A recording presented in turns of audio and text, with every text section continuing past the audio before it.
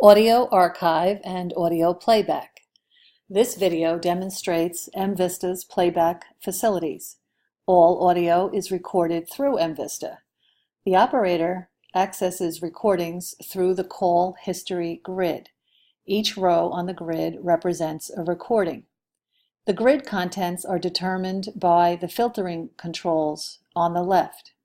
Clicking on a row shows playback controls.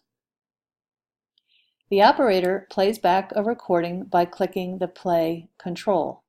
Audio from the recording sounds through the workstation audio device, typically a headset or handset. Authorized operators can copy the recording to a removable device like a thumb drive.